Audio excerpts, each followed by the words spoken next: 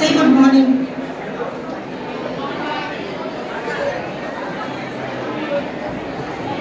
A very good morning to one and all. I heartily welcome you all on the behalf of SLD Polytechnic for Impact Lecture Series sponsored by Ministry of Education Innovation Council and AICTE. The program is organized to guide polytechnic students and professionals. Institute Innovation Council, that is IIC, was established in SLD Polytechnic to foster techno-innovative skills for employment and motivating young minds and their innovative potentials in an academic environment. Considering worldwide scenario of unemployment and lack of proper utilization of human resources, Institute Innovation Council invites various eminent entrepreneurs to deliver sessions in order to educate students about joys and hardships of entrepreneurs. Guest lectures, workshops, field visits are conducted throughout every year to involve the students in the activities that are essential to be an entrepreneur. Dear students, for today's lecture series, we have Ms. Deepali Chandak ma'am from Nasik and Simran Punjabi ma'am as a speaker. So dear students, please give a big hand and welcome the guest speaker. Thank you. So let me introduce Deepali ma'am. Ms. Deepali Chandak ma'am, she is pursuing her PhD in financial management. She has also completed her MPhil and MBA, and she has also completed her BE in electronics. Deepali ma'am, she is the founder of Shri Uddami Foundation. She is the director of Trupti Udyog, Nasik. She is district resource person. She has also won many awards, like she is the most powerful woman. This award she got in 2024, Triratna Woman Award. She also got Best Entrepreneur Award. She is the Inspiring Woman of Maharashtra. This award also she get. Next, she got Best Startup Award in 2021. She also got Star Influencer Award in 2020, and she got Best Startup Award in 2020. So these are the awards to her credit. So please welcome Deepali ma'am. Please give a huge round of applause.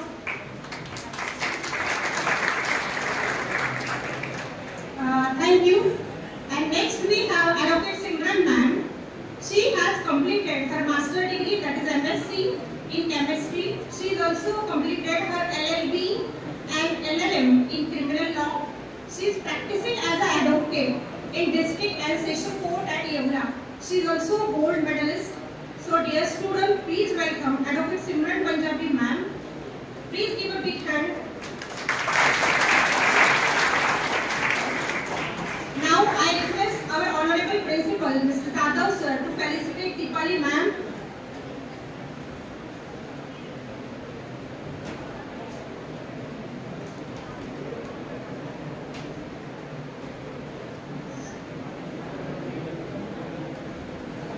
Please give a big hand.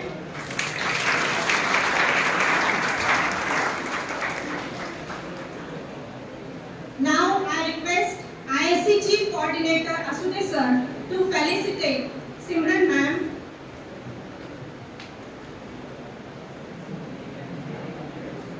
Please give a big hand.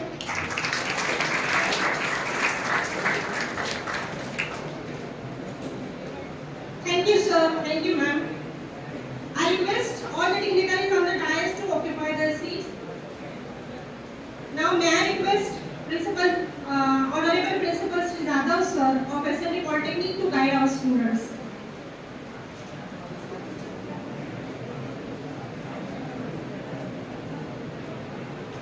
Good morning to everyone. On behalf of SLD Polytechnic, and Institute Innovation Cell IIC sponsored Impact Lecture Series. Today's guest on dais, Deepali Chandak Madam, Director WX Consultant, Private Limited Nashik, and Advocate Simran Punjabi Madam, and all head of the department, and all my dear students and faculty members. We are already conducting different programs on entrepreneurship and intellectual property rights. These two things are very important for starting the business and any ideas in your mind. To elaborate that idea, the resource persons are taking the efforts on you in today's lecture to guide the ideas related in your mind and how to give exposure to your ideas in the business purpose. बघा विद्यार्थी मित्रांनो, entrepreneurship याच्यावरती आपण 2-4 programme घेतलेले आणि मला सांगितलं विद्यार्थ्यांना गाईड करा. मला असं वाटतं असे रिसोर्स पर्सन आपल्या समोर असताना मीच गाईड करत बसणं काही योग्य नाही. कारण रिसोर्स पर्सन नसताना मॅडम वर्षभर आम्हालाच गाईड करत राहावं लागतं. तुमच्या काही आयडिया असतील तर आम्हाला सांगा, काही पेटंट फाईल करायचं असेल तर सांगा, काही कॉपीराईटचे प्रॉब्लेम असतील, वेगवेगळ्या ज्या गोष्टी असतील त्याच्यावरती आम्ही बोलत असतो स्टुडंटशी. पण तुमचा अनुभव जो आहे किंवा तुम्ही जे गाईड करता ते आमच्या विद्यार्थ्यांना गरजेचं आहे असं वाटतं. आणि तुम्ही मला आल्याबरोबरच सांगितलं की मॅडमला सेकंड सेशन आज पुन्हा त्र्यंबकला आहे आणि त्यांना वेळ फार कमी आहे, त्याच्यामुळे मी आज काही तुम्हाला जास्त गाईड करत बसत नाही. मॅडमला आपण चान्स देऊ आणि हे जे लेक्चर इम्पॅक्ट लेक्चर सिरीज जे आहे entrepreneurship and intellectual property right, हे तुम्ही सर्वांनी एकदम व्यवस्थित चित्ताने ऐकायचं आहे हे लेक्चर. कारण याच्यामध्ये तुमची काही छोटीशी आयडिया असते, जी आयडिया ही तुमची असते आणि तुम्ही कुठेतरी रिप्रेझेंट करतात आणि तुम्हाला त्याचं प्राईज सुद्धा मिळतं. मॅडम असं होतं विद्यार्थी आमचा प्रोजेक्ट घेऊन जातात, छोटीशी आयडिया घेऊन जातात, कुठेतरी कॉम्पिटिशनला जातात आणि त्या कॉम्पिटिशनमध्ये आमचे विद्यार्थी फक्त सर्टिफिकेट आणि ॲप्रिशिएशन म्हणून त्यांना जे काही प्राईज वगैरे दिलेलं असेल 1000-2000 ते घेऊन येतात. पण ती आयडिया कोणीतरी चोरतं आणि त्याच्यावर लोक बिझनेस करतात हे तुम्हाला माहितीच नसतं. म्हणून आपला एक प्रयत्न आहे की आपल्या स्टुडंटकडे अशा काही आयडिया असतील तर ह्या आयडियाचा बिझनेस तुम्ही स्वतःच कसा करू शकता याच्यावरती काहीतरी तुम्हाला चालना मिळाली, तुमच्या माइंडसेटवरती काहीतरी त्याचा परिणाम व्हावा आणि त्याच्यातून तुम्ही असं काहीतरी स्वतःचा सेल्फ एंटरप्रेनर अदरवाईज तुमचा स्वतःचा सेल्फ बिझनेस हा डेव्हलप व्हावा. कारण बऱ्याचशा गोष्टी असतात, फ्लॉज असतात, राईट्स असतात. म्हणून आपण आज ज्या आपल्या सेकंड गेस्ट आहे पंजाबी मॅडम, यासुद्धा आपल्याला काही कायदेविषयी काही गोष्टी सांगितल्या.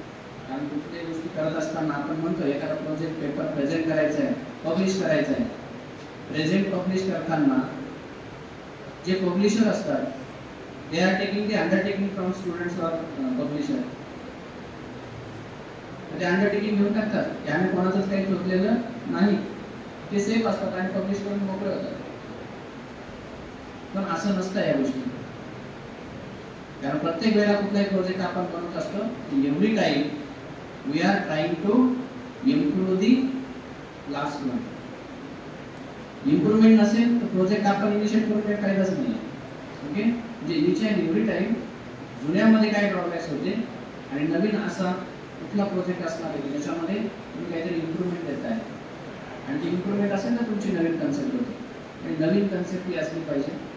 तर त्याच्या रिलेटेडच आजचे सेशन्स आहेत. मी वेळ घेत नाही आणि डायरेक्ट मी म्हणतो मॅडमलाच आपण माईक हँडओव्हर करू. अजून काय आहे पुढचं madam? Okay, thank you.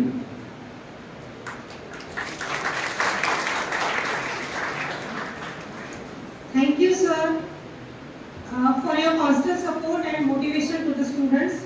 Now, I request Deepali Chandak ma'am to guide our students on deep dives into entrepreneurship.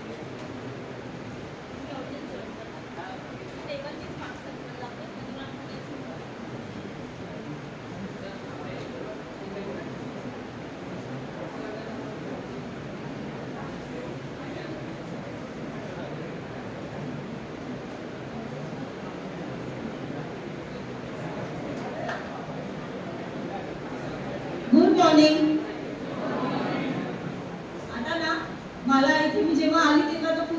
Start होतात. मॅडम बोलत होतात तेव्हा सगळे स्टेबल होत होते. सर बोलायला लागले सगळे एकदम शांत झाले, एकदम ऐकत होते. आता हे ऐकायचं म्हणून का भीती म्हणून हे मला कळेलच थोड्या वेळामध्ये. परंतु ना मी दीपाली चांडक, आपण ही थोडी डायसची अरेंजमेंट होईपर्यंत let's we have a word. माझं लेक्चर कोणत्या भाषेत चालणार आहे? मराठीमध्ये, इंग्लिशमध्ये, हिंदीमध्ये? मराठीमध्ये. ग्रेट. आणि एक ना सर्वात प्रथम मला हे इम्पॅक्ट सिरीज सेशन आयोजित करण्यासाठी फॅकल्टीजने तुमच्या जी मेहनत घेतलेली अख्खा मॅनेजमेंट टीमने त्यांच्यासाठी एक जोरदार टाळ्या. आता मी इथे काय आहे किंवा मला का बोलवलं आहे या सगळ्यांमध्ये दोन विषय. ठीक आहे, मला इथे बसलेल्या सगळ्यांपैकी ना हातभार करायचे, सांगायचे की कुणाला भविष्यामध्ये कदाचित लगेच तुमचा डिप्लोमा झाल्यानंतर लगेच नसेल किंवा कारण आपल्याला सगळ्यांनी असं सांगितलेलं आहे बघा की नोकरी करण्यासाठी नोकरी करायची लगेच आणि उद्योग करण्यासाठी थोडासा अनुभव आवश्यक आहे, थोडा एक्सपिरियन्स आवश्यक आहे. आपल्या डोक्यात फिट बसलेलं आहे ना. म्हणून ज्या कुणाला उद्योग करायचा आहे कधी का भविष्यामध्ये असे किती जण आहेत की ज्यांना स्वतःचा बिझनेस स्टार्ट करायचा? अरे असं कसं होतं रे नेहमी की ज्यांना स्वतःचा बिझनेस करायचा असतो ती लोक मागे कशी असतात कायम?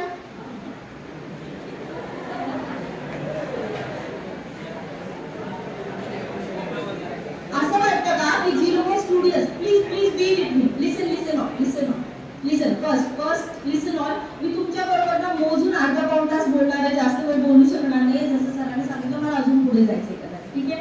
दुसरी गोष्ट, तुमच्या इन्स्टिट्यूटने मला इथे बोलवण्यासाठी हायएस्ट अमाऊंट पे केलेली आहे. So you all have to deserve की तुम्ही माझ्याकडनं पैसे वसूल कसे करणार आहे. कारण ही पहिली स्टेप आहे की nothing is free. To understand this, nothing is free. तुम्ही जर आज तुमची लेक्चर, मला छोटं उदाहरण आहे, तुम्ही जर आज तुमचे लेक्चर मिस करत असाल, बंक करत असाल, आफ्टर युअर एव्हरी लेक्चर तुम्हाला असं वाटत असेल की यार आज काय शिकवलं, काय कळालं नाहीये, वाया गेला वेळ. नुसता वेळ वाया जात नाही. त्यावेळेला तुमच्या फी मधून तुम्ही वर्षभर त्या सेशनसाठी जे पैसे भरलेले आहेत ना त्या एका सेशनचे पैसे वाया जातात.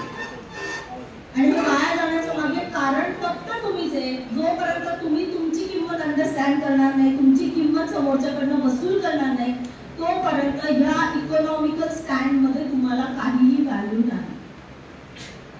सो ही पहिली स्टेप आहे. आजचं पहिलं लेसन आहे की स्वतःची व्हॅल्यू करायला शिका. माझा प्रश्न परत तिथेच आहे की ज्यांना बिझनेस करायचा आहे ते मागे कसे असतात नेहमी? फक्त स्टुडियस मुलांनी पहिल्या रांगेत बसायचं आणि जे नॉन स्टुडियस आहे आणि नॉन स्टुडियस आहेत त्यांना वाटतं की मला कधीच इंटरव्ह्यू अटेंड करायचा नाहीये आणि मी तो करू शकत नाही. आणि इंटरव्ह्यू अटेंड करायचा नाही म्हणून मला जॉब करायचा नाहीये आणि म्हणून मला उद्योग करायचा असं किती लोकांना वाटतं? एकाच्या हातवर होणार नाही कारण ही रियालिटी आहे. मला एक बदल होतं की मागे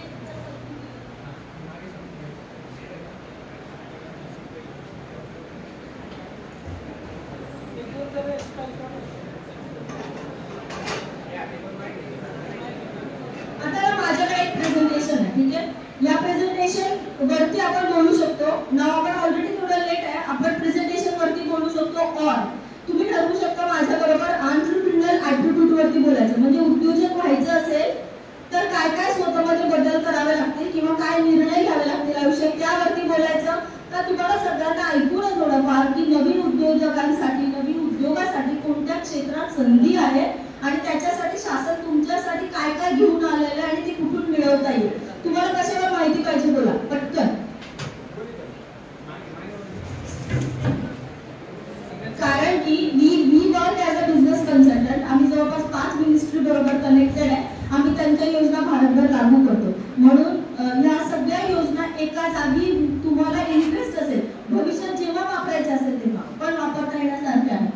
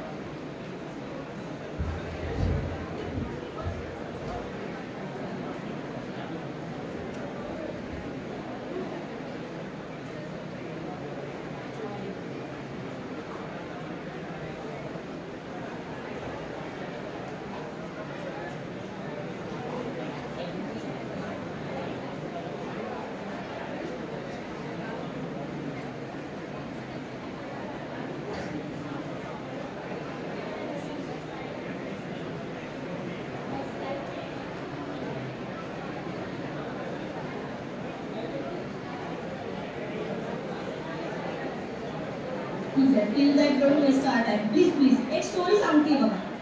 Let's all have one story.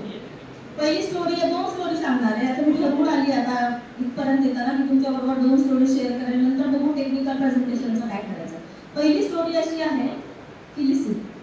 पहिली स्टोरी अशी आहे की एक फुटबॉल टीम आहे. All the time winning team आहे. गेल्या किती वर्षापासून सातत्याने जिंकणारी टीम आहे, न हरणारी टीम.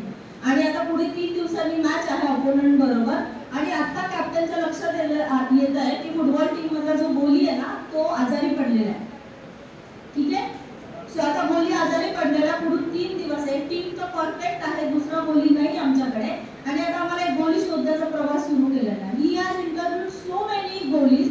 वेगवेगळ्या टीम मध्ये काम करणारे अलग गोलीजला तो इंटरव्ह्यू करतो. इंटरव्ह्यू केल्यावरती ना त्याच्या लक्षात येतं एकही व्यक्ती अशी नाहीये त्याला सापडली नाही टिल टू द एंड की जो त्याच्या टीम मध्ये फिट होईल. ठीक आहे. आणि तो वैतागून एका हॉटेलमध्ये बसलेला असतो. त्या हॉटेलच्या बाहेर एक टरबूजचा ट्रक खाली होत असतो. सगळे माझ्या बरोबर आहे. ठीक आहे. एक टरबूजचा ट्रक खाली होत असतो. तर त्या टरबूज मधून त्या ट्रक मध्ये उभा एक व्यक्ती असतो आणि खाली उभा एक व्यक्ती असतो. वरून तो एक टरबूज फेकत असतो, खालचा व्यक्ती झेलत असतो आणि मागे ठेवत असतो. तो त्याची गाडी भरत असतो. इथपर्यंत ओके. जेव्हा दिवस सकाळपासून हेच काम करून ते दोघंही मोनोटोनस जॉब करून बोर झालेले म्हणून तो काय करतो, खेळ करायचा म्हणून टरबूज कधी इकडे फेक कधी तिकडे फेक आणि समोरचा व्यक्ती झेलायचा कार्यक्रम करत असतो. आणि त्याच्यामध्ये तो खुश होत असतो की प्रत्येक टरबूज त्याने व्यवस्थित झेललेलं आहे आणि व्यवस्थितपणे स्टॉक केलेलं आहे. ठीक आहे. हा जो लांबून बघतो ना हा म्हणतो मला सापडला माझा गोली. ठीक आहे. तो त्या व्यक्तीला पकडतो, त्याला विचारतो अरे माझी फुटबॉल टीम आहे, असं आम्ही नेहमी विन करतो, बाकी टीम खूप स्ट्रॉंग आहे, would you like to be my goalie. तर त्याला वाटतं की नवीन एक्सपिरियन्स आहे, हा माणूस एवढा विश्वास दाखवतो तर काही अडचण नाही, आपण करूया. लिटल बिट प्रॅक्टिस आणि ती व्यक्ती तयारीला लागते आणि ती व्यक्ती आता टीम मध्ये पार्टिसिपेट होणार असते, खेळण्यामध्ये जॉईन होणार असते. आणि हे सगळं करत असताना माहितीये लगेचच एका 2 दिवसांमध्ये त्यांचे मॅच असते. ह्या मॅच मध्ये ना ही बाकी टीम मेंबर सगळे ठरवतात की काहीही झालं तर आपण सगळे गोल करायचे आणि काहीही झालं तरी इतर म्हणजे ऑपोनंट टीमचे गोल हे आपल्या गोलीपर्यंत येऊच नाही द्यायचे. रिझन इज दॅट की he is very new. Right. So in that was काय होतं पूर्ण मॅच व्यवस्थित रन होते आणि अगदी शेवटचा गोल असतो आणि किती थांबवलं ना तरी तो माझ्या गोलीपर्यंत तो बॉल येतो आणि येतो. आता सगळे एकदम श्वास रोखून असतात की आता हा काय करतो, जिंकण्या हारण्याची व्यवस्था तिथपर्यंत तयारी येते. आणि आता हा कॅच करणार का सोडणार याला कळणार नाही कळणार. आणि ही मेटिक्युलसली ही तो इतकं छान पद्धतीने त्या बॉलला कॅच करतो. टाळ्या होतात, सगळे एवढे आनंदात असतात की अल्टिमेटली टीम जिंकणार आणि तो बॉल कॅच करतो आणि स्वतःच पोस्ट मध्ये टाकून देतो. का बरं असं झालं रे? का असं झालं? जिंकणार होता, त्याला खेळता येत होतं, त्याला शिकवलेलं होतं. ठीक आहे. त्याला कळत नव्हतं, त्याला बॉल कॅच करता येत नव्हता, कॅच करता येत त्याचं रोजचं काम होत होतं. ठीक आहे. बॉल तरी वजनाने हलका होता, टरबूज जड असतात काही ना, सगळं प्रॉपर होतं. मग चुकलं काय? येस, चुकली एकच गोष्ट, हम आदत की गुलाम है. जर आपल्याला आयुष्यात काहीतरी अचीव त्याला संधी आली होती ना गोली बनण्याची, आयुष्यात त्याचा journey as a football player, a successful football player म्हणून सुरू होणार होता. Instead of every day morning पासून टरबूज कॅच करणे आणि गाडी भरणे, त्याच्यापेक्षा एक वेगळी संधी चालून आलेली होती. कशामुळे आली होती? त्याच्या स्किल सेटमुळे आलेली होती. त्याला ते स्किल सेट शार्पन करता येणार होतं, त्याला स्वतःचं एक विश्व तयार करता येणार होतं. नाही झालं फक्त एका गोष्टीमुळे की हम आदत के गुलाम आहे. जोपर्यंत तुम्ही तुमच्या सवयी बदलणार नाही, जोपर्यंत तुम्ही कोणत्याही गोष्टीकडे पॉझिटिव्हली बघणार नाही, तोपर्यंत तुमचा रस्ता आयुष्याचा बदलणार नाही. सो मग ते उद्योजकता विकास असेल, मग ती नोकरी असेल, मग अभ्यासात चांगले मार्क करायचे असेल, आयुष्यात सक्सेसफुल व्हायचं असेल. किती लोक असे आहेत यार त्यांना हाय एंड कार घ्यायची, लगेच नाही घ्यायची मॅडम पण घेऊ 10-15 वर्षात, ऑडी घ्यायची, मर्सिडीज घ्यायची, असे किती लोक आहेत ज्यांना आई वडिलांना फॉरेन टूरला पाठवायचंय स्वतःच्या सॅलरीवरती. खूप सगळे जण ही स्वप्न अशीच नाही पूर्ण होणार. मिशन इम्पॉसिबल बघितलंय ना सगळ्यांनी, दॅट इज मिशन इम्पॉसिबल. आणि हे पॉसिबल करायचं असेल ना तर स्वतःच्या सवयींवरती पहिला छोटा छोटा इम्पॅक्ट, छोटा आणि म्हणून इम्पॅक्ट सिरीज सेशन आहे. छोटी छोटी सवय हा पहिला धडा. ठीक आहे. सो सगळ्यात पहिले आपण काय शिकलो? First what you learn. स्वतःची किंमत स्वतः करायला शिका. ठीक आहे. सेकंड, छोट्या छोट्या सवयींपासून बदल करा. यार तुम्हाला माहिती आहे तुमची कोणती सवय तुम्हाला त्रासदायक आहे.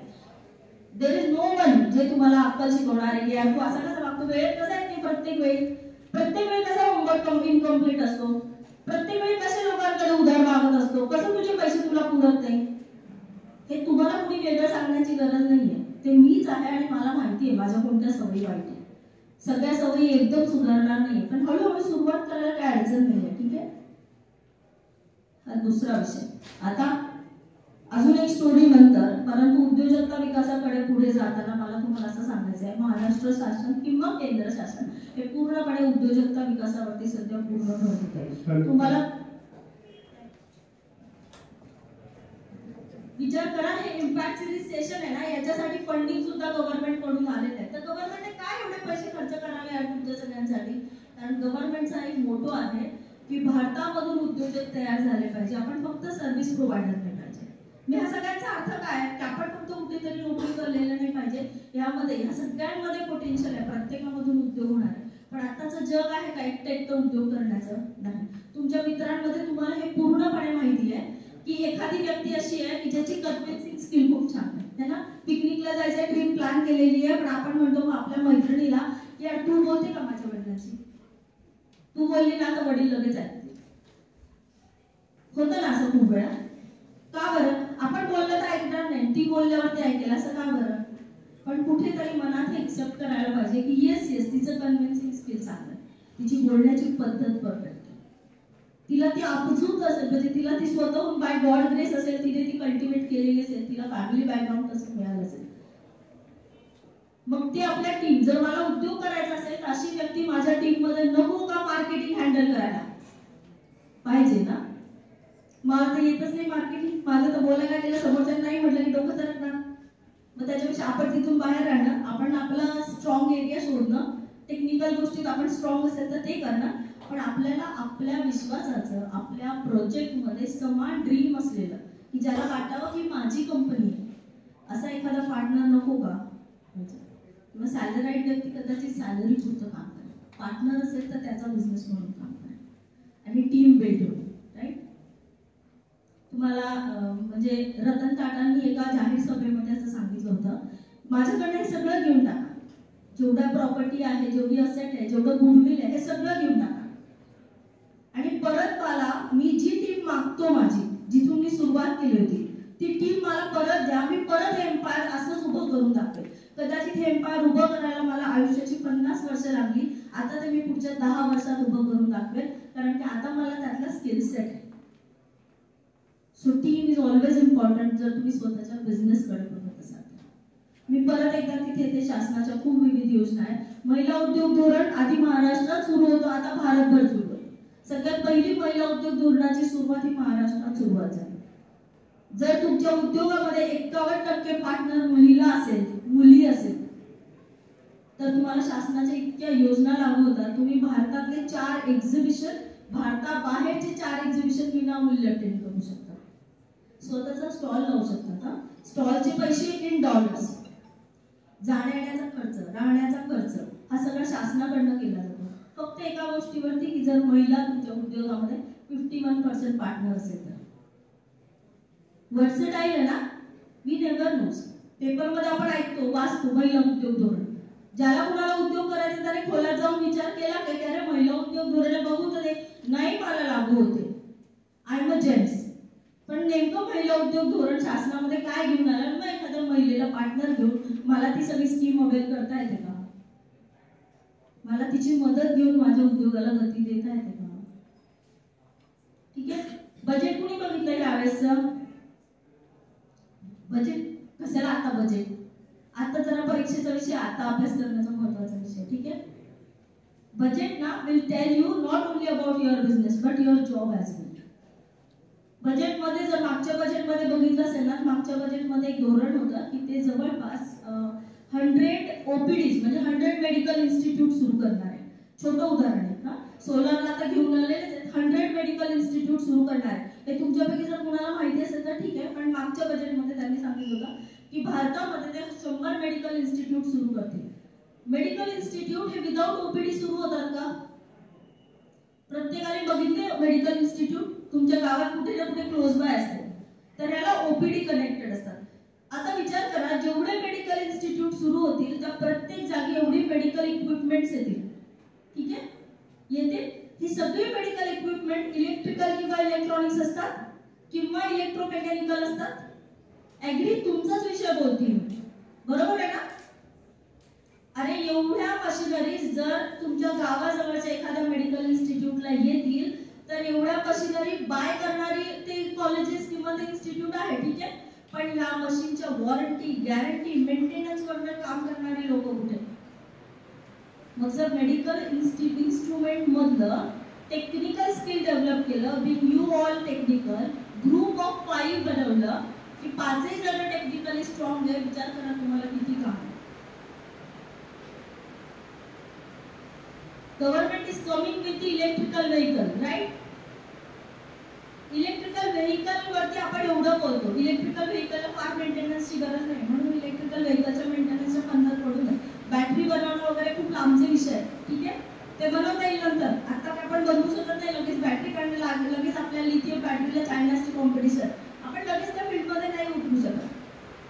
पण या electrical battery terminals at distinct location काय ती गरज नसणार आहे भविष्याची? असणार आहे ना? किती लोक इकडे गेलेले सांगा डिकॅथलॉनला? तुमच्यापैकी काही जणांनी व्हिजिट केली डिकॅथलॉनला? ते धर्मचक्र जैन देरासर आहे, तिथे बघा एक गॅस फिलिंग स्टेशन आहे सीएनजी गॅस भरण्याचं, आणि तिथे एवढी मोठी लाईन असते ना की लोक वैतागतात आणि त्यामुळे लोक विचार करतात त्या गॅसचं गाडीच नको का, त्याची आवश्यकता नाही. एकीकडे तुम्ही प्रमोट करतात ईव्ही व्हेकल्स, ईव्ही व्हेकल्स एवढे शोरूम येतात, एवढी ऍडव्हर्टाइजमेंट येते. चार्जिंग स्टेशन कुठे? लागणार नाही चार्जिंग स्टेशन का? आपण त्याच्यात आपला उद्योग, त्याच्यात आपली जॉब, त्याच्यात करिअर, त्यातलं स्किल सेट, त्यातला एखादा सर्टिफिकेशन कोर्स नाही शोधू शकत या 3 वर्षामध्ये आणि स्वतःला तयार नाही करू शकत का? तेच इलेक्ट्रॉनिक्स म्हटलं तर इलेक्ट्रॉनिक्सचं डिप्लोमाचं सर्टिफिकेट घ्यायचं, पास व्हायचं, आणि म्हणून बजेट वाचायचं आवश्यक आहे.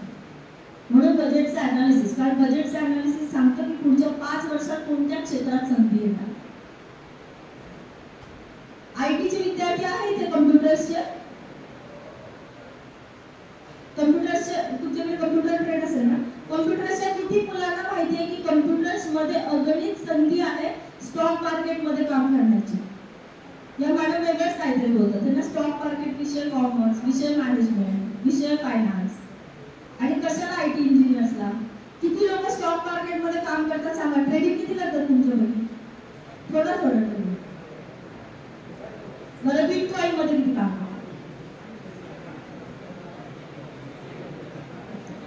हात वरती नाही करणार मला माहिती आहे, पण तुमची जनरेशन स्टॉक मार्केटला जवळून बघते, करत नसली तरी ट्रेडिंग, तरी पण आवड आहे की ज्या दिवशी पैसे येतील 50,000 गोळा होतील तर स्टॉक मार्केटमध्ये इन्व्हेस्ट करणार, राईट? टिप्स वरती काम करणार, कशावरती काम करणार, पण येणार.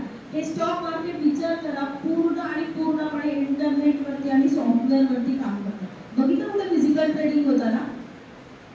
नाही ना, पूर्णपणे कम्प्युटर बेस्ड आहे. बीएससीच्या बिल्डिंगला जर कधी व्हिजिट केली बॉम्बे स्टॉक एक्सचेंजच्या, तर तुम्हाला दिसेल की त्याचे 3 फ्लोर असे आहेत की ज्याच्यामध्ये ट्रेडिंग विषयक काम चालतं आणि 6 फ्लोर असे आहेत की पूर्ण आयटी डिपार्टमेंटचे फ्लोर आहेत.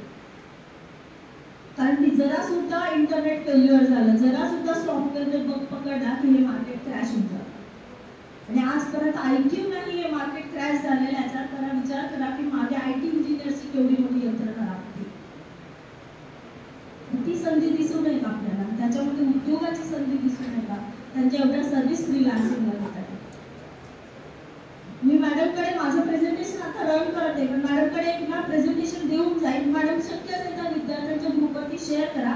354 प्रॉडक्टची यादी केंद्र शासनाने जाहीर केलेली आहे की या 354 प्रॉडक्ट मध्ये जर कोणी उद्योग करत असेल आणि शासनाला जेव्हा कधी या प्रॉडक्टची गरज पडेल किंवा या सर्व्हिसेसची गरज पडेल तर ती फक्त आणि फक्त सूक्ष्म आणि लघु उद्योजकांकडूनच त्याची पूर्तता केली जाईल.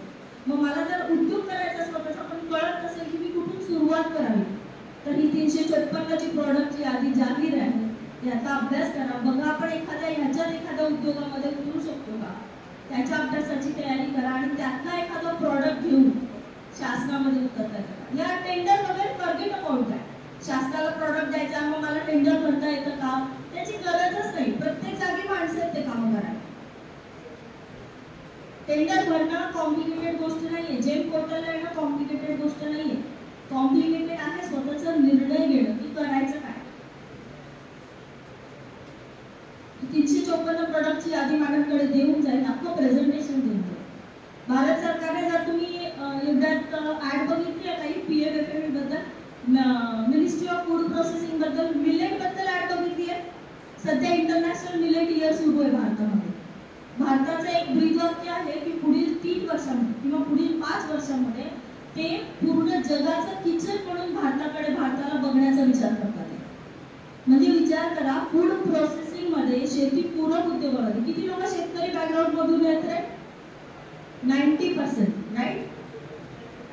फिरून शेतीला नाही जायचंय, ठीक आहे, तुम्ही ठरवलं असेल की आई वडिलांनी केली शेती काय मिळते मला नाही करायची, पण शेती पूरक उद्योग करायला अडचण आहे? नाही अडचण. या शेती पूरक उद्योगाला, या फूड प्रोसेसिंगला शासनाचं 35% अनुदान. डायरेक्ट एक्सपोर्ट करायला गेला तर एक्सपोर्ट ड्युटी माफ आहे. इतके एक्झिबिशन्स येतात, प्रोफेशनल ग्रुप कनेक्ट केले तर तुमचा प्रॉडक्ट उचलून घ्यायला तयार आहे. महिला उद्योजकता, माझं स्वतःचं ना मॅन्युफॅक्चरिंग युनिट आहे फूडमध्ये. हा विचार आम्ही 5 वर्ष आधी केला. 5 वर्ष आधी एक फूड मॅन्युफॅक्चरिंग युनिट स्टार्ट केला. Hope you all know about the product Khapra which is available in Gujarat majorly. ठीक आहे, गुजरात सॅच्युरेटेड आहे इंडियामध्ये. आता महाराष्ट्रात खातात लोक डाएट फूड म्हणून, राईट ना. बिलीव्ह करा, we as a women entrepreneur 5 partner 5ची महिला आहे. 90% विमेन तिथे काम करतात. अंबडमध्ये फॅक्टरी आहे. Sir if you all would like to visit, we would love to arrange visit of this things. आणि त्याच्यामधून विचार करा, कधी कोणी विचार केलाय की खामगार गव्हर्नमेंटला सप्लाय करता येतो म्हणून? काय गरज गव्हर्नमेंट ऑफिसेसला खामगार खाण्याची? पण आज आम्ही आमचं 70% प्रोडक्शन गव्हर्नमेंटला सप्लाय करतो. We as a women entrepreneur. का बरं? कारण की शासनाने ठरवलेलं आहे की जितक्या गव्हर्नमेंट डिपार्टमेंटला जेवढे प्रॉडक्ट किंवा सर्व्हिसेस खरेदी करायचे असेल त्याचं 3% व्हॉल्यूम हे महिलांकडून खरेदी केलं जातं. 25% व्हॉल्यूम हे लघु आणि सूक्ष्म उद्योजकांकडून खरेदी केलं जातं. मग कधी वाचणार आपण ते सगळं? कधी आपण त्याची तयारी करणार? शासनाला असे कोणते प्रॉडक्ट लागतात त्याची माहिती कुठून घेणार? आज तुम्ही 3rd इयरला असाल, आज तुम्ही 2nd इयरला असाल. आतापासून थोडा अभ्यास सुरुवात केली, 3rd इयर कम्प्लीट होईपर्यंत कळेल की मला कोणत्या क्षेत्रात उद्योग करायचा आहे. नाही करणार कदाचित लगेच उद्योग सुरुवात, पण त्या क्षेत्रातली नोकरी मिळवण्याचा प्रयत्न करा. कारण की तशा टाईपच्या उद्योगामध्ये नोकरी केली ना तर तुम्हाला कळेल की हा उद्योग कसा चालणार. आणि मग 5 वर्षानंतर माझं स्वतःच त्या क्षेत्रातला उद्योग करण्याचं स्वप्न पूर्ण होतं. ठीक आहे, माझं सेशन फक्त ऐकणार. माहिती पाहिजे असेल मी प्रेझेंटेशन देणार आहे. माझा नंबर आहे. ज्याला खरंच इंटरेस्ट आहे प्रेझेंटेशन वाचून असं वाटलं की मॅडम ही योजना कळत नाहीये किंवा मॅडम ही लिंक ओपन होत नाहीये, या लिंक मध्ये काय you are free to call me. मी अशा एखाद्या सेशन मध्ये असेल, फोन बाजूला असेल, फोन उचलणार नाही, परंतु मला मेसेज ड्रॉप केला, इथल्या इन्स्टिट्यूटचा रेफरन्स दिला, सरांचा रेफरन्स दिला, I would be call you. You have to give me the bail limit of 24 hours. 24 hours मध्ये माझ्या पोलिसची कार्यवाही असेल.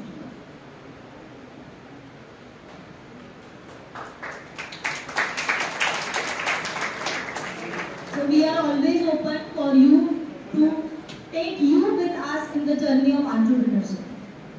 ठीक आहे. सो मी असं म्हणेल की मी अजून वेळ देणार नाही. मॅडमचं पण सर आपण इथे थांबूया, परंतु हे काय ओपनर सेशन राहील. ज्याला कुणाला उद्योग करायचा आहे आज नाही भविष्यात, त्याचा भविष्यात प्रवास नाही सुरू होणार आहे बाळा, आत्ता सुरू होणार, आत्ता लगेच.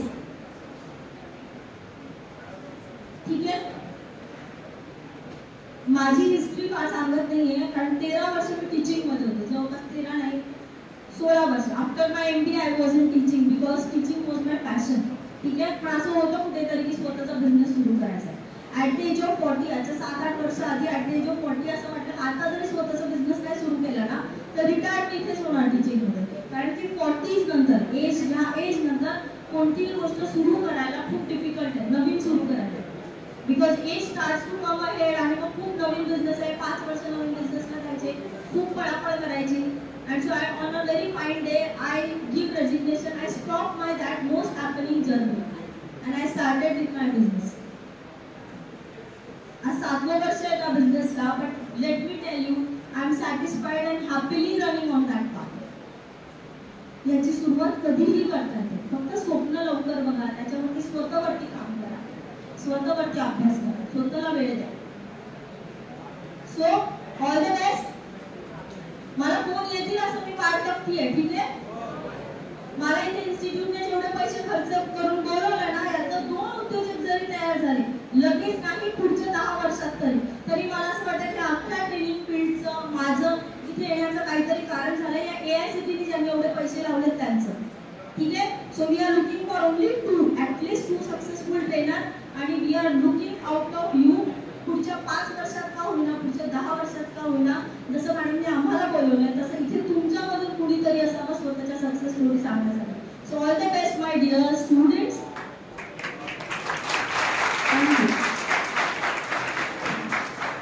Thank you so much, madam, for inviting us. And thank you so much, teacher.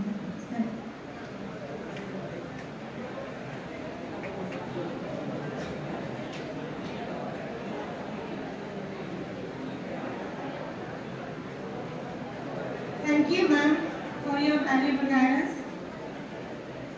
I want to share one of my experiences with you all. That I was teaching English subject. I think I'm in high school, and there was one chapter in the book, and that was Vision for 2020. And this is the book written by Dr. Kalam. So, students, do you know who was Dr. Kalam? Yes, he was the ex-president and the nuclear scientist of the nation. And in that book, Dr. Kalam, he has stated his views related to entrepreneurship. And one of the students, he asked the question to Dr. Kalam that when would be our country, India, would be a developed country. Now still we are called as a developing country. We are not called as a developed nation like America or any other nation as such. So Dr. Kalam, what he did in his book, he has stated his views. In order to be a developed country, he has assigned some roles to each and everyone in the society. So some students, some teachers, some parents, poets and artisans also. So according to him, what students they should do in order to become our country as a developed nation.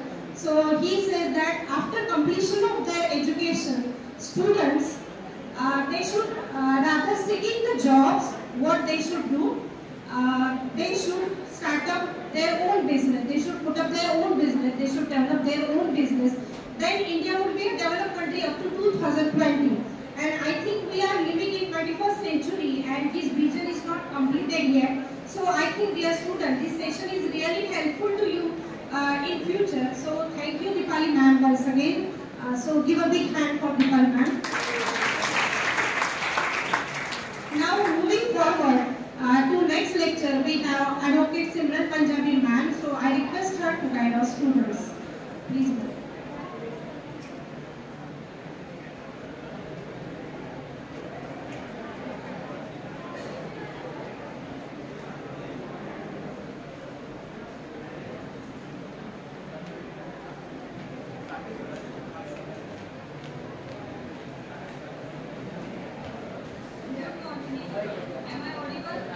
आवाज येतोय का मागे?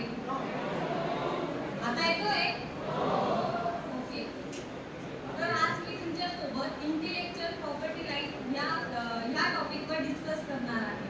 तर तुम्हाला माहिती असेल का what is the meaning of intellectual property right, what is the definition of intellectual property right and need for legal protection of intellectual property right and what are the types of intellectual property right and what is the scope of intellectual property right. आता तुम्ही जी property आहे ते different property ऐकलेली असेल, जसं काही movable property, immovable property, tangible property.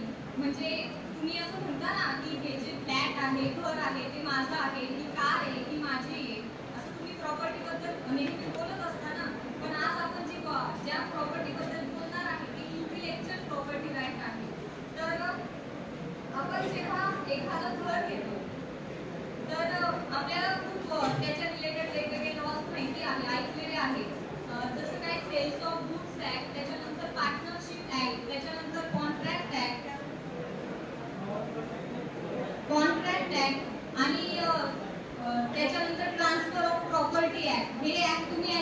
आहे.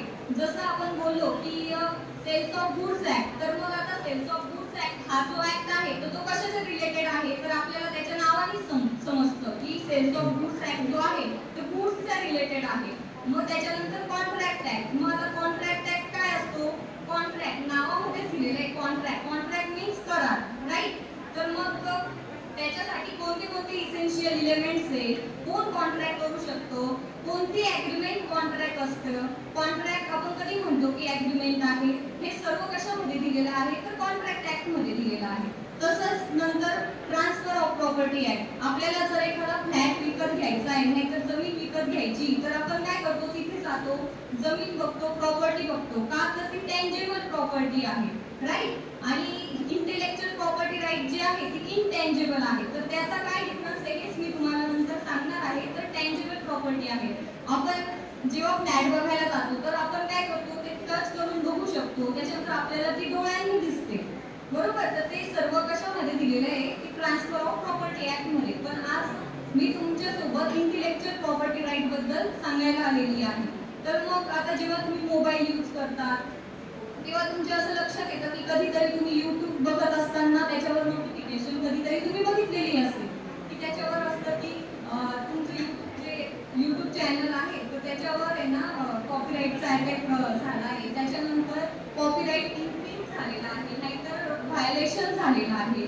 तर तेव्हा तुम्ही कॉपीराईट हा ऍक्ट ऐकलाच असेल. आणि त्याच्यानंतर पेटंट. तर मग आता तुमच्या मनात असेल तर पेटंट असतं काय, पेटंट म्हणजे काय, तर मग पेटंट मध्ये वेगवेगळे ब्रँड यूज केले जातात. आता तुम्हाला माहिती आहे, आज जर तुम्हाला विचारलं की सर्वात चांगला मोबाईल कोणता आहे तर तुम्ही कोणत्या मोबाईलचं नाव घ्याल, कोणता, आयफोन. का आयफोनचं नाव घेताय तुम्ही, कारण ते काय आहे, एक ब्रँड आहे, बरोबर, नावाने सेट होतो ना आयफोन, बरोबर ना. त्याच्यानंतर जर मी कारचं नाव घेतलं तर मग तरी मग तुम्ही मला सांग कार कोणती बेस्ट आहे, कोणती, राईट. त्याच्यानंतर त्याच्यात फक्त आपण काय म्हणतो, हा छोट्या मुलाला जरी विचारलं ना तो सांगतो हो हो हो अशी कार आहे, त्याच्यावर असे राऊंड 4 राऊंड आहे, तर ती कार आहे तर ती कोणती आहे, तर लगेच आपण सांगतो ऑडी आहे, BMW आहे. लहान लहान मुलांना पण माहिती असतं पण ते कशाच्या अंडर येतं हेच त्यांना माहित नसतं. मग आज आपण बघणार आहे की आपले जे वेगवेगळे जॅकेट असतात, त्याच्यानंतर शूज असतात आपले, तर त्याच्यावर काही ना काही लोगो दिलेले असतात. आणि त्याच्यानंतर आता तुमचं फेवरेट सिंगर कोण आहे, तुम्हाला सिंगर, राईट, अरिजित सिंग जो आहे तो जेव्हा त्याचे गाणं परफॉर्म करतो, बरोबर ना, त्याचे जे लिरिक्स आहे तर ते तो जे गाणे गातो तर ते कशाच्या अंडर येतं, कॉपीराईटच्या अंडर येतं, राईट ना, माहिती का तुम्हाला. आता जर कोणाला जर तेच गाणं बोलायचं असेल त्यांच्या आवाजामध्ये तर मग त्यांना त्याची आधी परमिशन घ्यावी लागते. रिमिक्स पण करायचं असेल तर आधी प्रायर परमिशन घ्यावी लागते कारण ते कॉपीराईटच्या अंडर रजिस्टर असतं. मग आता आपल्याला असे वाटतं की आता जसं आपलं फ्लॅट विकत घेतलेला आहे आपण, आपली जमीन आहे, आमची गाडी आहे, आपण आपल्या वस्तू जेव्हा सांगत असतो ना तर मग त्याच्यावर आपला काय असतो, हक्क असतो, राईट असतो, करेक्ट ना, हक्क असतो. आपण सांगतो की ही जी म्हणजे जमीन आहे ही माझी, हे घर आहे ते माझं आहे, म्हणजे आपण ओनरशिप सांगत असतो आणि त्याचं पोझिशन आपल्याकडे असतं. तर मग आपण काय करतो, तो राईट आपण बेनिफिट घेतो त्याचा. मग तसंच हे IPR जे आहे तर मग त्याच्यावर आपला हक्क असतो का, असा प्रश्न पडत असेल तुम्हाला, तर त्याच्यावर आपला हक्क आहे का. तर मग आज आपण ते शिकणार आहे की व्हॉट इज IPR. तर मग आता आपण सर्वात आधी एक असं म्हणू की नाव काय आहे, इंटेलेक्चुअल प्रॉपर्टी राईट. आता आपण वर्ड टू वर्ड समजून घेऊ.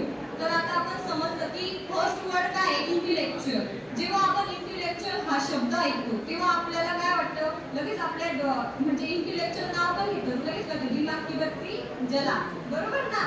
म्हणजे काय यूज करायचं, तुम्हाला तुमची बुद्धी यूज करायची, माइंड यूज करायचं आहे, बरोबर. ह्या ज्या तुमच्या प्रॉपर्टी ह्या तुम्ही काय करता, एक तर तुमच्या आजोबांपासून वडिलांपासून तुम्हाला असे अँसेस्ट्रल प्रॉपर्टी, राईट, वडिलोपार्जित प्रॉपर्टी असते. आणि दुसरी कोणती असते की एखादी जमीन नाहीतर कोणतं तर तुम्ही काय केलं, समजून त्याला 50 लाख रुपये घेऊन विकत घेतली ती जमीन, तर ती जी प्रॉपर्टी तुमची आहे ती सेल्फ ॲक्वायर्ड प्रॉपर्टी प्रॉपर्टी आहे. पण आता जे हे IPR आहे ह्याच्यामध्ये तुम्हाला काय करायचं आहे की तुमची बुद्धी वापरून तुम्हाला काहीतरी न्यू इन्व्हेन्शन करायचंय, न्यू क्रिएशन करायचंय. तर मग आता राईट म्हणजे काय, हक्क म्हणजे स्वतःच्या बुद्धीने बनवलेला आहे आणि त्याच्यावर फक्त माझा हक्क आहे. That's called as intellectual property right. मग आता आपल्याला सर्वात आधी समजायचं आहे की what is intellectual property right. So intellectual property right are the right, तो काय आहे, राईट आहे given to persons over the creation of their mind. म्हणजे त्या पर्सनला राईट दिलेला असतो की त्यांनी त्याचं डोकं वापरून जे न्यू क्रिएशन केलेलं आहे, न्यू इन्व्हेन्शन केलेलं आहे, तर ते आणि स्वतःची प्रॉपर्टी बनवली आहे आणि तो आता त्याच्यावर काय करू शकतो, त्याचा हक्क सांगू शकतो. आणि जी प्रॉपर्टी बनवली आहे ती कशासाठी बनवलेली आहे, तर लोकांच्या बेनिफिटसाठीच बनवलेली आहे. आणि ते काय करतं, दे युजुअली गिव्ह एक्सक्लुझिव्ह राईट. कोणाला देतो ते एक्सक्लुझिव्ह राईट, तर जिनी ही प्रॉपर्टी बनवली आहे, म्हणजे over the use of his her creation for a certain period of time. म्हणजे काही ठराविक काळासाठी त्यांना काय असतो, त्याच्यावर राईट असतो, अधिकार असतो. ती कशी वापरायच्या, त्याच्यानंतर ते कोणाला द्यायचं, हा अधिकार त्यांच्या स्वतःचा असतो. तर मग क्रिएटर म्हणजे काय, स्वतःच्या बुद्धीने प्रॉपर्टी बनवली आहे. म्हणजे जी पण प्रॉपर्टी बनवली आहे तर ती कशी बनवली आहे, स्वतःच्या माइंड यूज करून बनवली आहे. फॉर एक्झाम्पल, मी एक एक्झाम्पल देते. 10 वर्षासाठी आपल्याला समजून दिली की ही जी आहे की ह्याचा जो राईट आहे तो तुम्ही स्वतः तो यूज करायचा आहे. आणि 10 वर्ष झाल्यानंतर तुम्ही काय कराल, हा जो राईट आहे तो पब्लिक डोमेन मध्ये करून द्या. त्याच्यानंतर आणि कोणी पण नंतर आफ्टर 10 इयर्स काय कोणी पण त्याचं यूज करू शकतो, म्हणजे रेस्ट्रिक्शन नंतर राहणार नाही. आणि मग आता I think now definition is clear. आता मला सांगा, तुम्हाला माहिती का IPR चे किती प्रकार असतात, म्हणजे त्याचे एक्झाम्पल कोणाकोणाला माहिती आहे. इंटेलेक्चुअल प्रॉपर्टी राईट मध्ये काय काय येतं, सब्जेक्ट आहे ना तुम्हाला, नाही जनरल माहिती आहे काय येतं इंटेलेक्चुअल प्रॉपर्टी राईट मध्ये. तुम्ही कंटिन्युअसली यूज करत असता, बघत असतात, तुम्हाला माहिती पण आहे, तुम्ही मोबाईल वापरतात. मी आता तुम्हाला 1-2 तर सांगून पण दिले, सुरुवातीलाच सांगून दिले. जर तुमचं लक्ष असेल तुम्हाला नक्की सांगता येईल. माहिती का कुणाला, फक्त हँड रेज करा, सांगू नका वाटलं असतं, बोलायला लाज वाटत असेल तर. नाही माहिती आहे, सांगा, सांग. राईट, बरोबर, त्यांनी 2 प्रकार तर सांगितले, पण करेक्ट आहे. अजून कोणाला माहिती का, विचार करा. दिमाग की बत्ती जलानी ना, इंटेलेक्चुअल आपण आज तोच टॉपिक घेतोय ना, विचार करा, सांगा, सांग. अरे वा, हा तर खूपच हुशार आहे वाटतं. ओके, करेक्ट आहे. तर त्याचे कोणते कोणते प्रकार, आणि त्याच्यासाठी ना टाळ्या वाजवा.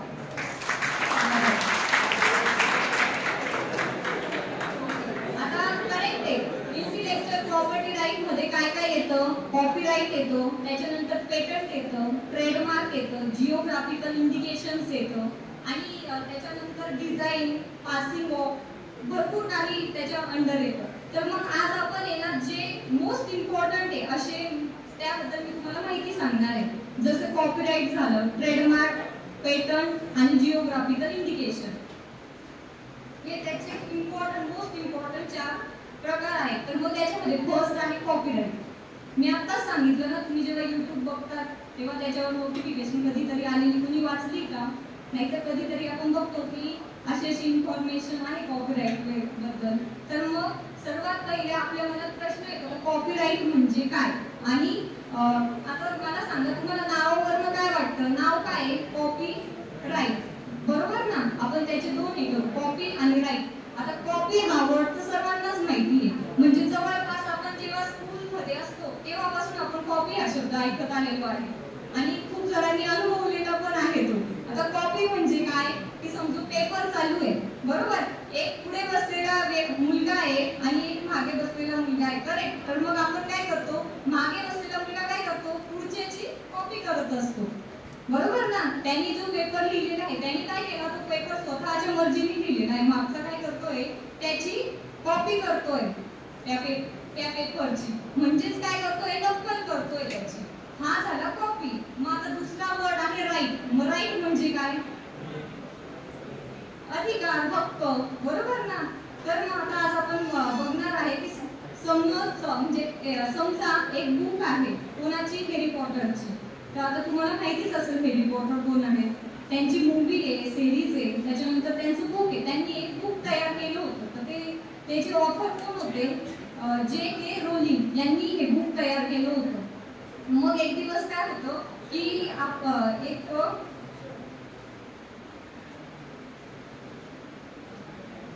देव नावाचा एक व्यक्ती होता. तो काय करतो, तो ते बुक बघतो आणि त्याला असं वाटतं की तिथे खूप सेल होत आहे ते बुक, आणि त्याचं जे कंटेंट वगैरे असतं ते कोणाचं असतं, त्यांचं असतं. ते पूर्ण ज्यांनी तयार केलेलं आहे त्यांचं ते कंटेंट असतं.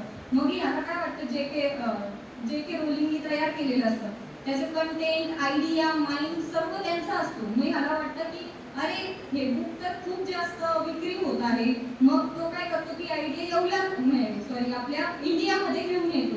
आणि इंडियात घेऊन आल्यावर तो काय करतो की ते स्वतःचं नाव, तिथे त्यांचं नाव होतं ना, ते कट करून स्वतःच्या नावाचे पुस्तक छापतो तो, आणि स्वतःच विक्री करायला सुरू करतो. ते बुक इतकं छान आहे, ते बुक फेमस आहे ते बुक. तर काय होतं, त्याची विक्री खूप सुरू होते. आणि तो काय करतो, त्याची अर्निंग स्वतः घेत असतो. त्याच्यापासून जे पण रक्कम येतील, जे पण येईल, आणि तो नाव काय करतोय, तयार केलं कोणीतरी दुसऱ्यांनी, आणि त्याचं नाव कोण घेतोय, हे म्हणजे असं झालं, हे झाड लावतो कोण आहे आणि त्याची काळजी घेतं कोण आहे, आणि फळं तर कोणतरी दुसरेच खात आहे, बरोबर ना?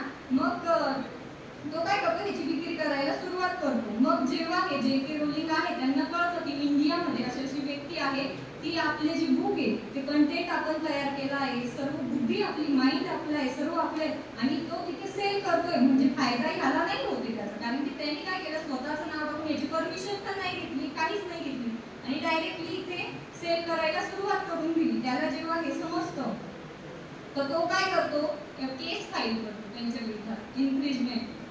कारण की त्याच पुस्तकाचा शोध लावला ह्यांनी आहे, ओरिजिनली लिहिलेलं ह्यांनी आहे, आणि तो तिथे सेल करतोय. तर मग तो केस फाईल करतो. आणि याचा जो टेन्युअर असतो तो किती असतो, 60 इयर्स असतो, म्हणजे 60 वर्ष, आणि life time of the author. मग आता समजू तुमची पेंटिंग आहे, बुक आहे, त्याच्यानंतर कोणतं एखादं फेमस सॉन्ग आहे. मग आता समजू एखादी व्यक्ती खूप दुःखी आहे आता, आणि त्याला अचानक असं काहीतरी गाणं सुचलं, त्यांनी तयार केलं ते गाणं, आणि ते गाणं जे तयार केले ते त्याला सुचलंय ना, त्यांनी तयार केलंय ते गाणं. तर मग तो त्याच्या माइंड मध्ये आलेलं आहे, म्हणून त्याचं हे कोण आहे, तो स्वतःच आहे, त्यांनी तयार केलेलं आहे. आणि सेकंड म्हणजे आता तुम्हाला कळालं का कॉपीराईट मध्ये काय काय येतं ते, म्हणजे आर्टिस्टिक वर्क, ड्रामॅटिक वर्क, हे सर्व जे आहे ते कॉपीराईटच्या अंडर येतं. त्याच्यानंतर सेकंड जो आहे तो आहे पेटंट. तर मग आता पेटंट म्हणजे काय, आणि पेटंट मध्ये काय असतं की जे न्यू इन्व्हेन्शन आणि डिस्कवरी. मला सांगा तर इन्व्हेन्शन आणि डिस्कवरी मध्ये काय डिफरन्स आहे, म्हणजे तुम्हाला माहिती असेल तो सांगा. इन्व्हेन्शन म्हणजे काय आणि डिस्कवरी म्हणजे काय? चुकलं तरी पण चालेल. माहिती कोणाला? न्यू इन्व्हेन्शन म्हणजे काय आणि डिस्कवरी म्हणजे काय? चला मी सांगते तुम्हाला. न्यू इन्व्हेन्शन म्हणजे आपण असं काही शोधतो की जे यापूर्वी नाहीच आहे, बरोबर ना? न्यू इन्व्हेन्शन करतो आपण. आणि डिस्कवरी म्हणजे काय, जे ऑलरेडी आहे त्याच्यामधून आपल्याला शोधायचं आहे. तर आता समजो कोणतं पण गाणं आहे, काही पण आहे, तर त्यांचं आपण काय केलं, न्यू इन्व्हेन्शन केलं. तर मग ते मला काय करायचं, एक मी गाणं तयार केलं, मला ते रजिस्टर करायचं आहे. सर्वात आधी मला काय करावं लागेल, रजिस्टर ऑफिसला जावं लागेल. त्याची जी प्रोसिजर आहे रजिस्ट्रेशनची ती पूर्ण फुलफिल करावी लागेल. म्हणजे मला त्याच्यासाठी ऍप्लिकेशन फिल करावं लागेल, त्याच्यानंतर त्याच्यामध्ये ऍडव्हर्टाईज होईल, त्याची जी फी आहे ती पे करावं लागेल. मग जर ते जर ऑलरेडी कोणाचं तरी असेल अपोनंट, मग ते काय होतील, त्याच्यात हजर होतील opponent.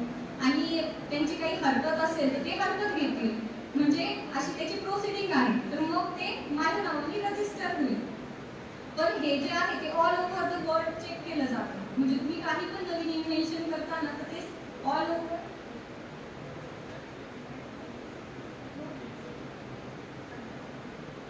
computer aid division dimension. Computer aid division.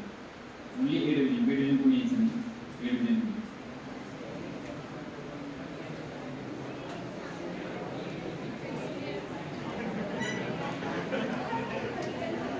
Second year only second year.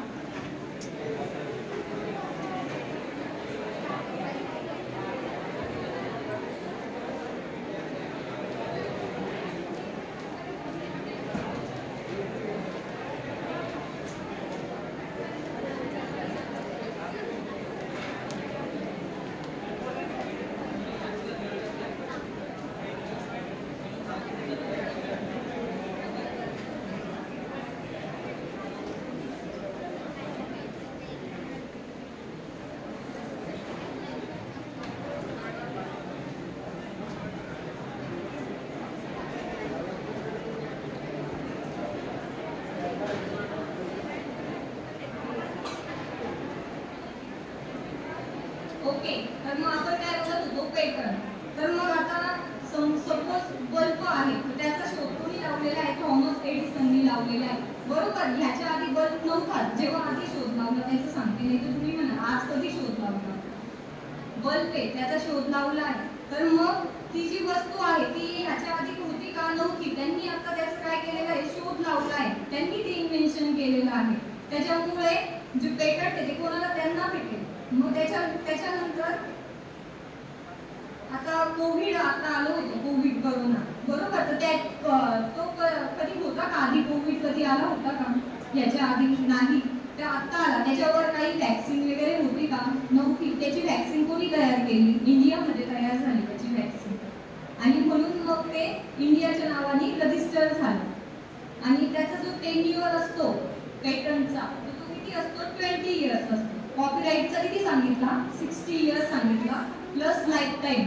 आणि life time of the author. आणि पेटंटचा किती सांगितला?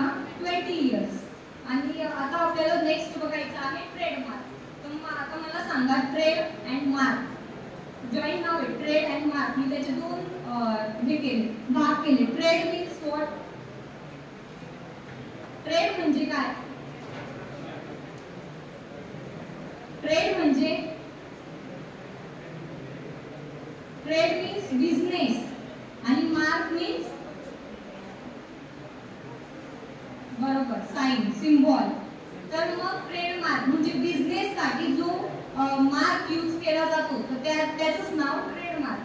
तर आता समजू मॅगीचा ट्रेडमार्क आहे, त्याच्यानंतर नायका त्याचा ट्रेडमार्क आहे. आपण आयफोन म्हटलं तर त्याचा ट्रेडमार्क आहे. म्हणजे आपण त्याचे लोगो, साइन, सिम्बॉल बघून ओळखू शकतो. की आता समजू इव्हन आपण बिस्किटचा घेऊ. बिस्किटचा जो बिस्किट पुडा असतो तर त्याचे जे कव्हर असतं, प्रत्येक बिस्किट पुड्याचं कव्हर काय आहे? वेगवेगळं आहे. आपण जर आपल्याला एकदम लांबून दाखवलं फक्त की हा बिस्किट कोणता आहे तरी पण आपण ओळखू शकतो. कारण की त्याची ती स्पेशालिटी आहे. म्हणजे ते ब्लू कव्हर आहे तर ब्लू कव्हरच आहे. तर त्याचे जे नाव वगैरे सर्व आपण ते बघून ओळखू शकतो. त्याच्यानंतर जरी आपण ते बिस्किट जरी बाहेर काढलं तरी आपण ओळखू शकतो हे बिस्किट कोणतं आहे, जर आपण ते जास्त बघितलेलं असेल तर. कारण की त्याची ती स्पेशालिटी आहे. तर मग प्रत्येक जो ट्रेडमार्क आहे तर तो म्हणजे कारचा पण प्रत्येक ट्रेडमार्क असतो. त्याच्यानंतर प्रत्येक मोबाईलला असतो. आणि जर आपला ट्रेडमार्क आहे जर तो कोणी कॉपी केला तर मग आपण काय करू शकतो? केस फाईल करू शकतो. पण तो रजिस्टर पाहिजे. ट्रेडमार्क आपला जो ट्रेडमार्क आहे तो रजिस्टर पाहिजे. अनरजिस्टर्ड ट्रेडमार्कला नाही करू शकत.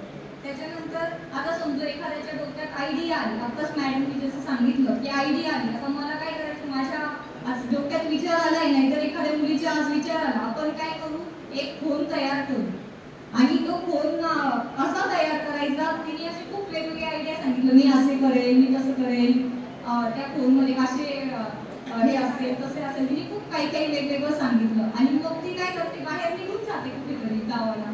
आणि ती जेव्हा तिथून येते तर तिच्या मैत्रिणीने काय केलेलं असतं? ती आयडिया तिची ऐकलेली असते की ती असा फोन तयार करणार आहे. तर मग ती जेव्हा येते तर ती बघते काही मैत्रिणीच्या नावाचं काय आहे? ऑलरेडी ट्रेडमार्क भेटलेलं आहे त्यांना. आणि ते ऑलरेडी तयार पण केलं तिने, मग ती उद्या असं म्हणेल का? आता मला सांगा, त्याच्यावर अधिकार कोणाचा असेल? जिने आयडिया दिलं तिने तिची असेल की ज्यांनी इम्प्लिमेंट मध्ये आणली त्यांची असेल? करेक्ट, इम्प्लिमेंट मध्ये आणली त्यांची असेल, कारण तिने फक्त मेअर आयडिया दिली होती. काय आयडिया दिली होती? की मी असं तयार करेल, मी असं करेल, मी तसं करेल, त्याच्यामध्ये असं हे सॉफ्टवेअर असेल, असं असेल तसं, म्हणजे तिने खूप काही काही सांगितलं, पण तिने इम्प्लिमेंट मध्ये आणलं का नाही? ती आयडिया देऊन निघून गेली. फक्त तिने काय केलं? तिची आयडिया घेतली आणि स्वतः तयार केलं. मग आता इम्प्लिमेंट मध्ये जर तिने आणलंय तर मग तिच्याच नावाने काय होईल? ट्रेडमार्क रजिस्टर होईल. तर म्हणून लक्षात ठेवा की रेअर आयडिया आहे ना, ते IPR मध्ये काही कामाचं नाही. म्हणजे फक्त तुमच्याजवळ आयडिया आहे पण ते इम्प्लिमेंट मध्ये आणले गेली पाहिजे. आता त्याच्यानंतर जिओग्राफिकल इंडिकेशन. तर आता जिओग्राफिकल इंडिकेशन म्हणजे काय? की आता geographical indication, geographical means area, त्या जागेचं वैशिष्ट्य. तर असं इंडिकेशन जे एखाद्या ठिकाणाला शो करतं. मग त्याचे भरपूर एक्झाम्पल आहे. आज जर आपण सांगितलं पुलाव बनवायचा आहे, तर मग आपण म्हणतो की पुलाव बनवायचा आहे ना, आपल्या घरी आपल्याला काय सांगतात? तू आता चालली ना राईस आणायला, तू चाललाय ना तर बासमतीचा राईस घेऊन ये, बरोबर का? सांगता ना असं, बासमतीचाच राईस घेऊन ये. मग त्याच्यानंतर आपण नागपूरची ऑरेंज म्हणतो, त्याच्यानंतर कोल्हापुरी चप्पल म्हणतो. ते आता ती ऑल ओव्हर कुठे पण असेल तरी आपण चप्पल बघून ओळखू शकतो की ही कोल्हापुरी चप्पल आहे म्हणून. आणि त्याच्यानंतर बिकानेरी भुजिया. आता बिकानेरीचे खूप प्रोडक्ट आहेत, तसंच भुजिया आहे ते ऑल ओव्हर सगळीकडे फेमस आहे. तर त्याच्यानंतर आग्राचा पेठा. आता आपण कुठेतरी बाहेर गेलोय आणि आपण पेठा खाल्ला तर आपल्याला चव वरनं कळेल हा जो पेठा आहे का कुठला आहे. तर आपण खाल्ल्यावर लगेच सांगतो हा जो पेठा आहे तो आग्राचा पेठा आहे म्हणून. आणि हे सर्व रजिस्टर का केलं जातं? तर हे सर्व जे आहे सर्वांनी ते आमच्याकडे खरेदी करायला यावं पाहिजे. म्हणजे ज्यांनी रजिस्टर केलेला आहे, आता आग्राचा जो पेठा आहे तर तो रजिस्टर त्यांनी केलेला आहे. का केलेला आहे? का जी पण खरेदी होईल ती त्यांच्याकडनं होईल त्याची खरेदी. जर त्यांनी रजिस्टर केला नाही तर मग त्याचा कोणी पण दुसरेच त्याच्यावर अर्निंग करतील ना, म्हणून तो रजिस्टर केला पाहिजे. आणि त्याच्यानंतर IPR मध्ये मला एक क्लास सांगायचे की त्याच्यामध्ये खूप सारी जॉब ऑपॉर्च्युनिटी आहे. म्हणजे तुम्ही ॲज अ लिटिगेशन, नाहीतर हे जिथे रजिस्टर वगैरे होतं ना ऑफिस त्याचं, तिथे पण भरपूर जॉब असतात. भरपूर मुलं ग्रॅज्युएशन जेव्हा करत असतात तेव्हाच इंटर्नशिप वगैरे करतात. तुम्ही वाटलंच तर गुगल सर्च करू शकता की म्हणजे त्याचे कुठे कुठे आहे, तर मग तुम्हाला तिथे इंटर्नशिप चालू करून तिथे भरपूर जॉब ऑपॉर्च्युनिटी आहे. त्याच्यानंतर मी आता तुम्हाला इन शॉर्ट मध्ये त्याचा डिफरन्स सांगणार आहे. आता कॉपीराइट जो आहे तो कॉपीराइट कोणत्या ऍक्टच्या अंडर येतो? तो कॉपीराइट जो आहे तो कॉपीराइट ऍक्ट 1957 च्या अंडर येतो. तसंच ट्रेडमार्क ऍक्ट जो आहे तो ट्रेडमार्क ऍक्ट 1999 च्या अंडर येतो. आणि पेटंट जो आहे तो पेटंट ऍक्ट 1970 येतो. तर कॉपीराइट मध्ये कोणते कोणते वर्क येतात? तर artistic work, dramatic work etcetera असे ते सगळे कॉपीराइट मध्ये येतात. त्याच्यानंतर ट्रेडमार्क म्हणजे काय? Make a brand distinct from other. आणि त्याच्यामध्ये काय काय इन्क्लूड केलं जातं? Logo, shape, number, colour, symbol etcetera. आणि पेटंट काय आहे? ते काय करतं? प्रोटेक्शन करतं.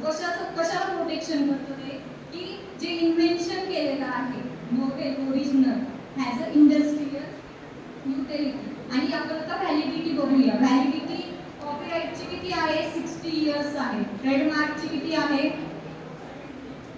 10 इयर्स आहे ट्रेडमार्कची. आणि आपण ती रिन्यू पण करू शकतो. आणि त्याच्यानंतर पेटंटची 20 इयर्स आहे. आणि कॉपीराइटला जो आहे तो एक्सक्लुझिव्ह राईट भेटतो आपल्याला. आणि ट्रेडमार्क जो आहे तो आपल्याला कम्प्लीट राईट भेटतो त्याच्यामध्ये.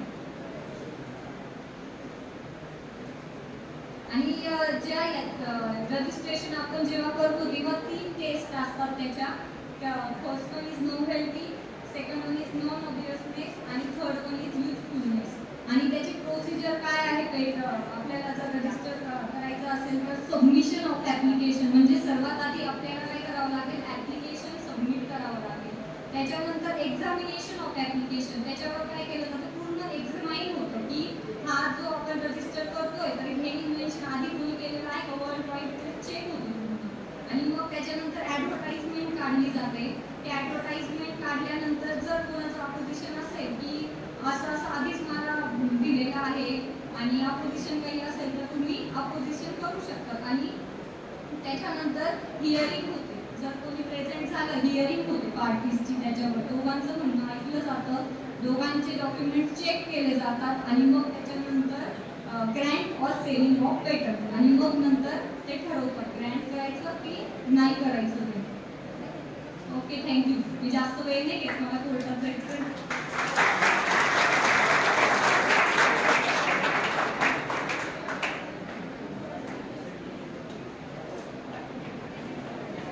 Thank you, ma'am, for your valuable guidance. It will really work for students, and I assure you that the students and staff of SND Polytechnic will definitely register their patents. Now, I request Ms. Bullet, ma'am, to propose a vote of thanks. Thank you, ma'am. On the behalf of SND Polytechnic, I take this opportunity to propose a vote of thanks. At the outset, I thank today's chief guest, Ms. Deepali Chandak ma'am and Simran Punjabi ma'am. Ma'am, we are really enlightened by your presence. Thank you for your valuable guidance. I would like to extend my gratitude to the management for giving us this platform to conduct this program, and we are really thankful to our honorable principal, Professor Jadhav UB sir, for encouraging us and giving us support. And I also thanks to all HODs for their kind support and encouragement. I express my sincere thanks to Chief Coordinator of ISC, that is Institutions Innovation Cell, Professor Asude sir. I also thanks to ISC members, Kale sir from Electrical Department, Kenge sir from Computer Department, Taksande sir from Mechanical Department, Chatur sir from Civil Department, Valera madam from Science Department, and Kolle madam from Civil Department. And thanks to all teaching and non-teaching staff who has taken effort to run program smoothly. Thank you all once again and declare today's session is over. Thank you.